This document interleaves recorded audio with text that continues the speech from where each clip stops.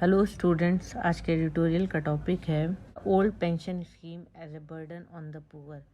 इसको आप कनेक्ट कर पाएंगे GS 1 एंड 2 बोथ सब्जेक्ट से आप कनेक्ट कर पाएंगे।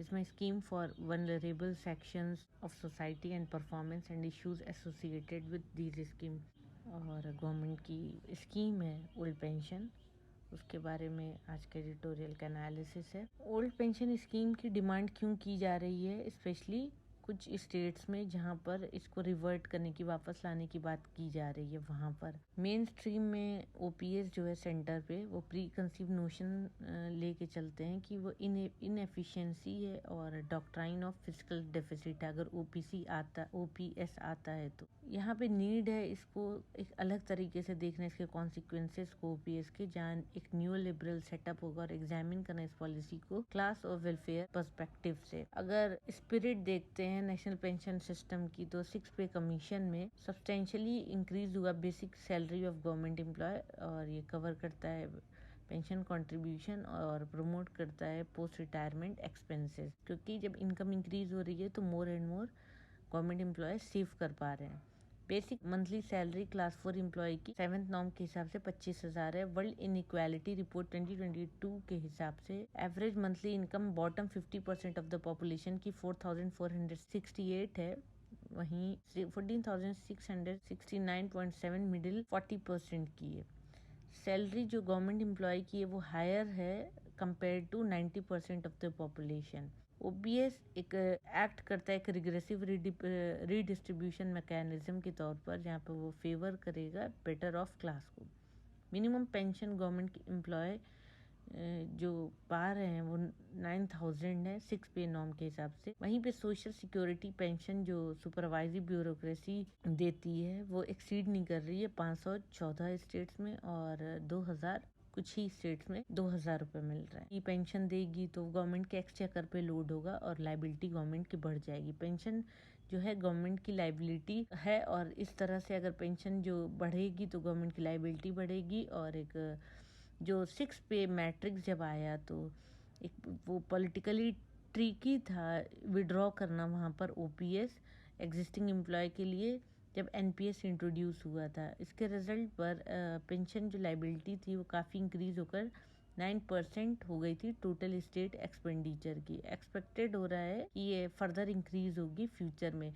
पेंशन लाइबिलिटी स्टेट की अकाउंट करती है 1.2% ऑफ GDP। ये डेटा 2021 टू 2022 का है, और 2004 टू 19 15 साल में पेंशन एक्सपेंडिचर जो स्टेट का है वो एवरेज एनुअल ग्रोथ के हिसाब से 16% है। वहीं पर टोटल एक्सपेंडिचर जो है वो 12.8। एग्रीगेट रिसीट जो स्टेट गवर्नमेंट की है वो एवरेज ग्रोथ कर रही है सिर्फ 13.41।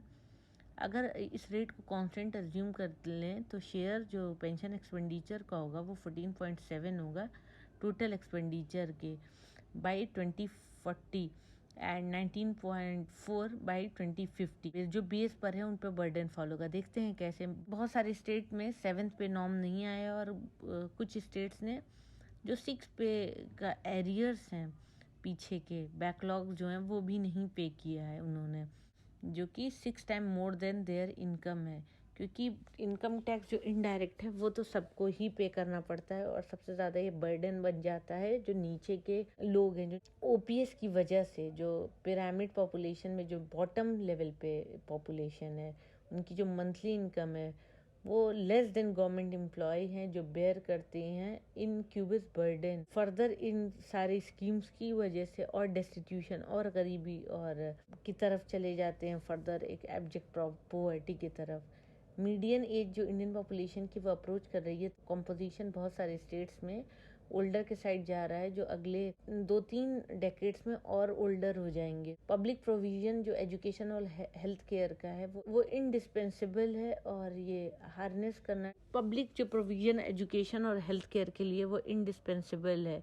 और वो जो हमारी डेमोग्राफिक डिविडेंड है, जब ये ओल्ड एज के साइड जाएगी तो एक्सपेंडिचर जो होंगे गवर्नमेंट के एक्सचेकर पे और फर्दर इंक्रीज करेंगे। ये जो 2 सेक्टर एजुकेशन हेल्थ केयर, वहाँ पे और रिक्वायर्ड है human resource recruitment with OPS एक एक्सपेंडिचर का चैलेंज गवर्नमेंट के सामने खड़ा करता है, जो प्रोवाइड करेंगे पब्लिक गुड और डिप्राइव करेंगे लार्ज पॉपुलेशन को उनकी बेसिक नेसेसिटीज़ पर भी। ओपीएस कंपेल करेगा गवर्नमेंट को कंप्रेस करने में, कम करने में, जो कि ऑलरेडी लो सोशल एक्सपेंडिचर है, और पुश करेगा मार्जिनलाइज जो ग्रुप्स हैं हमारे कंट्री के, उनको और फर्दर डाउनवर्ड स्पायरल की तरफ लेके जाएगा।